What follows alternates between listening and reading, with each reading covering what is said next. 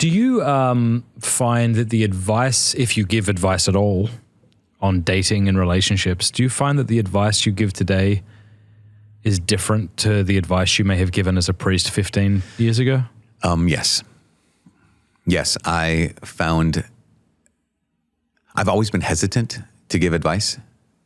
On anything or? On some things, yes. On dating for sure. Because, I don't know, I've done enough marriage prep. I love it. Marriage prep is one of my favorite things to do as a priest. Yeah. But I would say there are many times when I think, I don't know. They're sitting across the table from me and I'm like, wow, this is, and then here we are 15 years later and I'm thinking, wow, they have an amazing marriage. Wow. Yeah. And I talk to people who, I can think of a number of different couples, but one in particular just came to my mind.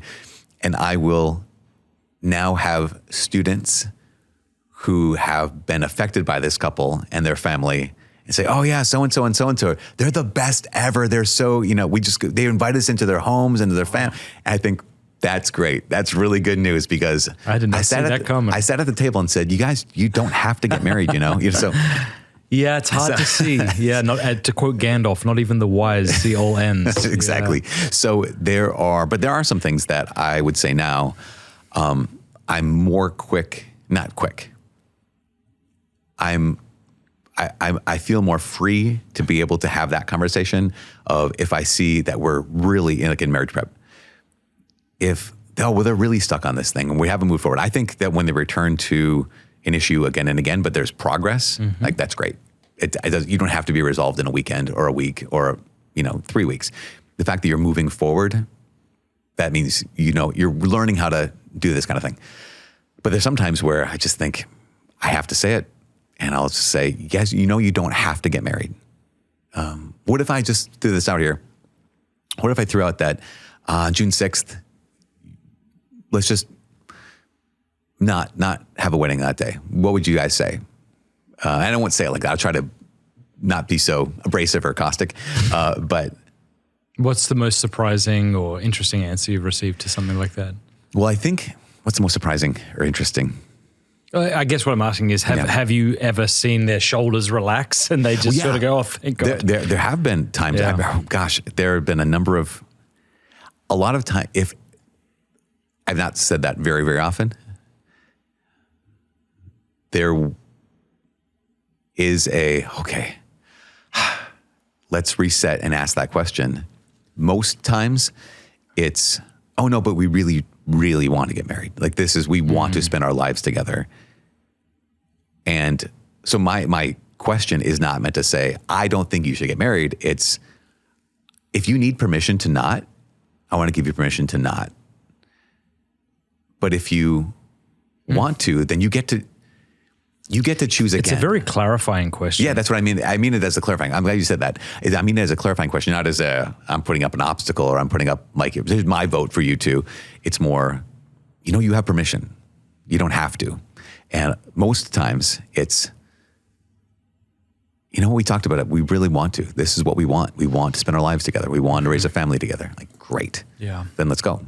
So I'm weird. I sometimes the way I appreciate my children is to imagine that there's a time machine that goes back in time, but the only side effect is you won't know you're back there. This is very Andy Bernard, last episode of The Office thing. Yeah. So sometimes if I'm struggling with my children, I'm laying in bed, but I just want to go be with my wife or something, I think maybe this is one of those times. I have these weird ways of appreciating things. Describe it more. Yeah, so there's a time machine. You can go back in time. But when you're back there, you will not know that you took the time machine back. You experience it as the present. Yeah. Yeah. I don't know how you get back to I hadn't thought that through.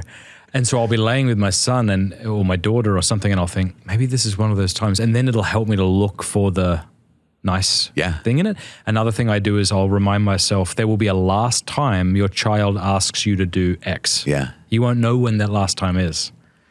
Right? Can you lay with me? You will not know. It will come and you won't know so when that happens, I try to think this is the last time. All right. So this sounds a bit sappy maybe, but I do this thing with my wife. I don't even know if she knows this or would care because she's just extroverted and crazy. if we're at a party or something like that, or like we'll be at a wedding maybe, I'll think to myself, what if I never had the guts to propose to her? And now here we are 20 years later and we bump into each other at this party, right? Yeah. I would be so angry with myself for wasting the last 20 years. Yeah. Does that make sense? That's great. Yeah. I really mean that. I mean, it nearly brings me to tears. I just think, gosh, because I could have, right? I was dating and I don't know, there was parts of me that's like, I don't know, maybe not. Like maybe there's something better I could be doing. Maybe I could become a priest. I don't know. Yeah.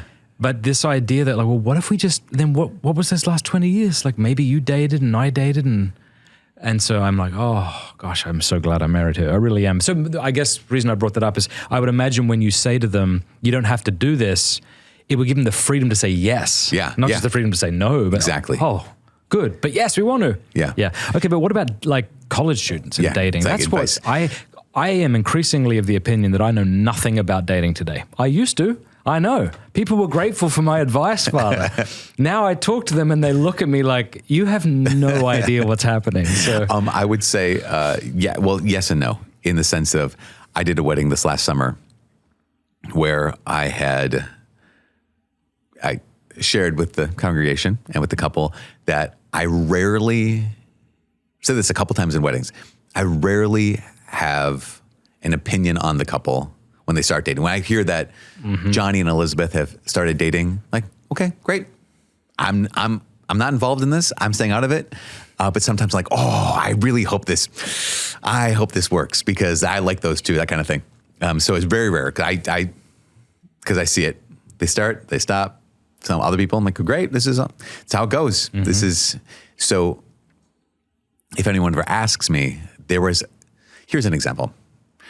Of just knowing that if something seems kind of weird, to be able to say, yeah, that's don't do that. There was a young man who he was dating this young woman because he recognized her virtue. She's a good person pursuing the Lord, holiness, but he wasn't physically attracted to her. Funny. He was convinced that, but if I'm noble, that shouldn't matter. And if he were nobler, he would find the most repulsive woman possible who is not only virtuous, but not attractive, but vicious. I'm just joking. No, but that was the mentality. Wow. And I remember thinking, that doesn't seem right, but I don't know enough to correct you on that. She'll be thrilled when she finds that out. And so now, and it didn't work out, which I'm grateful for, but it was a situation. And now they're both very happily married to other people who are attracted to each other, that kind of thing. And it's like, okay, now if someone were to tell me that, I'd say, that's stupid. Stop. Yeah, okay. That's good advice. If you're not attracted to them, don't date them. Yeah, because out of this misplaced sense of virtue, right? Misplaced sense of... This is obviously true, and I know you know this. Sometimes you'll meet someone and you're not attracted to them, and then you get to know them, and their personality just... It's not the personality, it's their body, it's their face, it's everything. It just becomes more attractive. Yeah. Yeah, but this was one of those where he was like, I don't like the idea of kissing her is kind of like... Obviously. We're thinking of a Josephite marriage. I haven't brought that up to her yet, but she should be cool with it. She's virtuous. But I'm trying to think of, there is, it's so strange. Like, are people fornicating today they were in the 90s? Or are they just watching porn? Oops, sorry. It is yes and no. Yeah, yes and no. It all depends. Yeah. There is...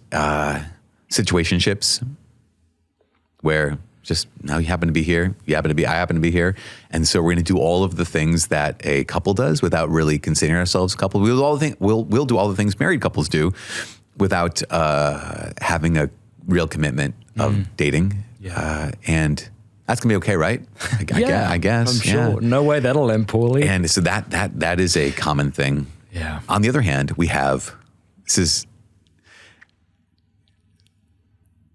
so we had a ton of people come into the church last couple of years. Last year was the biggest one. At your university? Yeah. Like roughly how many? 30. Five baptisms, 30 people coming into full communion with the church. And just great, awesome. We also had more engagements, not related in the sense of people who are coming in, but... And it's just, whoa, okay. And I mean, every other weekend was, did you hear so-and-so and so-and-so are engaged? Yeah. Like, wow, okay, this is great. At, 19, 20, 23. And it's, wow, okay. So that is kind of a mini trend that I've noticed, because it has been just like the number of people becoming Catholic and coming to OCIA now, this other of couples getting engaged and preparing for marriage right now. I wonder if it's a flash in the pan, just happens to be this last 12 months, or if it marks something where there's a freedom here. Yeah, I don't know. Thank you very much for watching that Pints with Aquinas clip. If you like it, do me a favor, click like and subscribe, and please offer a Hail Mary for the work of Pints with Aquinas and all the people we're trying to reach. God bless you.